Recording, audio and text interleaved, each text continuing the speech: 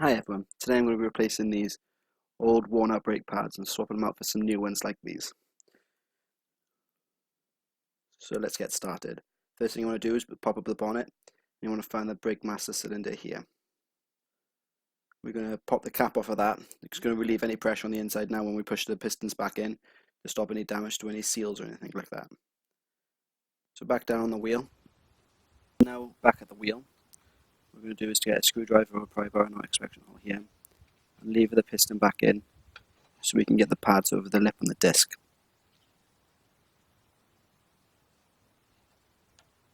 Just a little bit will do.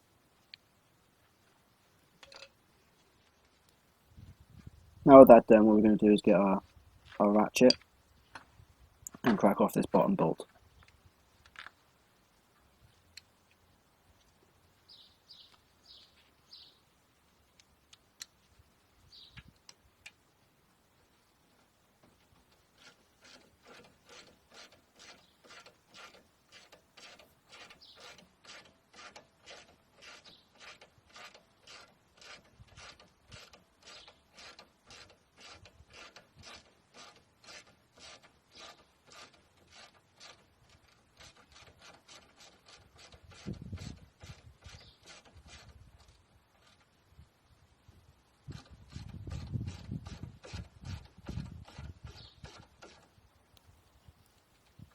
Now that we've got that out of the way, just need a couple more turns by my fingers.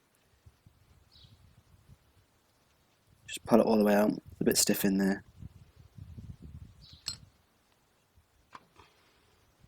Got a little bit of copper slip with there, no grease down here. They're going to need a good clean up now. Check the top out. Push this over now, there's copper grease in there as well. So these boots are probably going to swell and be distorted shortly. Yeah, that's stiff there, we're going to have to re-grease that.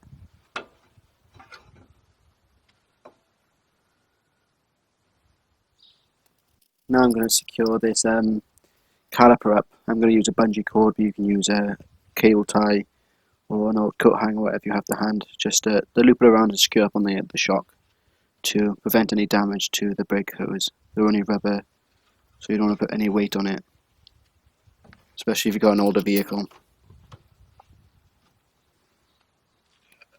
Right, let's get these pads out of the way. Force them over the pry bar. Sometimes you get a bit squeaky. Seas in there, so you have to wiggle them free, put a bit more force in it, but these ones come out relatively easy, especially that one. Now let's give it a good clean up. So I'm going to spray all the loose stuff off with some brake clean, and I'm going to roughen it up then with a wire brush just to get all the other stuff off of it. Sometimes if they're in a real bad condition, you want to use a file, or if yours are alright, then the wire brush should be fine. So all depends on what your brake condition is on your vehicle, so you have to judge that for yourself.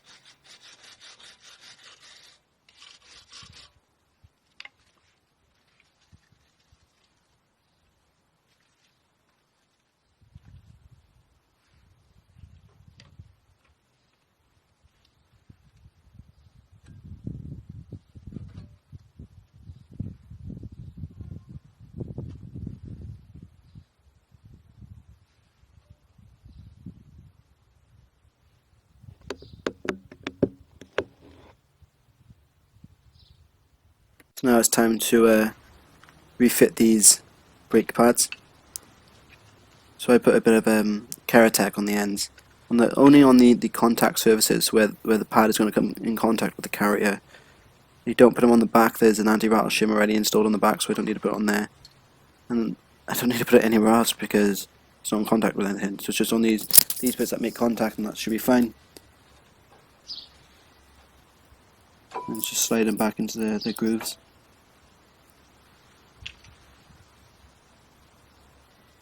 You can see there it's got a wear indicator.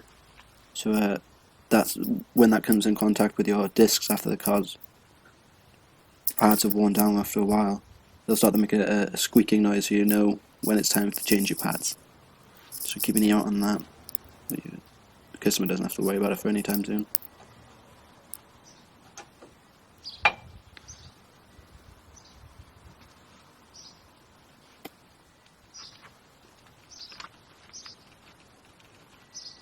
Now there's a segment of footage that hasn't saved properly, so I haven't been able to show you it. But what I've done at this point is I've cleaned up these pads, not pads, these guide pins, and the bores they slide into, and I've re-greased them with red rubber grease, so they will go in nice and easy now. So you just want to tighten that up nice and snug, and then give the pedal a couple of pumps to sit the pad properly, or else you won't have a pedal for the first time you slam on, I guess. As you've seen there when I moved the caliper across, there was a lot of movement in there, and you don't want that when you're braking, so make sure you pump that pedal till it's nice and firm. And don't forget to put the cap back on the master cylinder, or else you end up getting brake fluid everywhere.